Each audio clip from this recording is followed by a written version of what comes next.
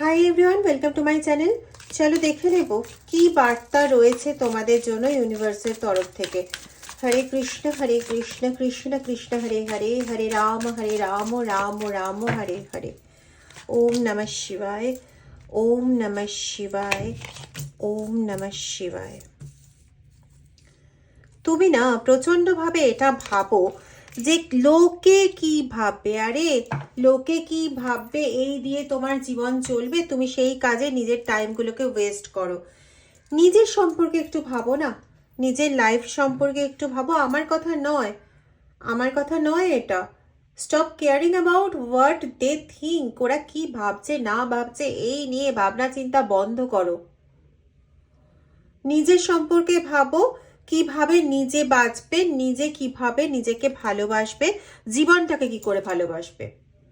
নিজেকে ইগনোর করতে করতে না একটা সময় এরকম চলে আসে বন্ধু, যখন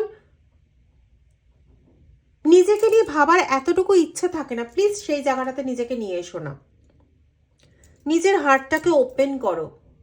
অলরেডি তুমি নিজেকে ডিপ্রেশনে নিয়ে চলে গেছো। Next card is saying like that.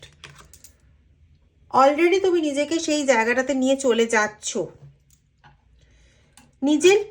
নিজের হার্টটাকে ওপেন করো, নিজেকে মুক্তভাবে দেখতে শেখো এবং নিজের কোনটা ভালো লাগে সেটা একটু বুঝতে শেখো এবং সেই ওয়েগুলো খুঁজে বের করো যেখানে নিজেকে হালকা পাও, যেখানে নিজেকে রিল্যাক্স ফিল করতে পারো, ঠিক আছে।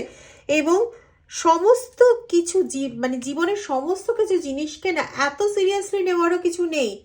দেখা যাবে তুমি যাদেরকে এত সিরিয়াসলি নিয়েছো তারা তোমাকে এত সিরিয়াসলি নেয়নি, বা তারা ওই ব্যাপারটাকেই অত সিরিয়াসলি নেয়নি যাদের সেই ব্যাপার নিয়ে তুমি এত চিন্তা ভাবনা করে চলেছো।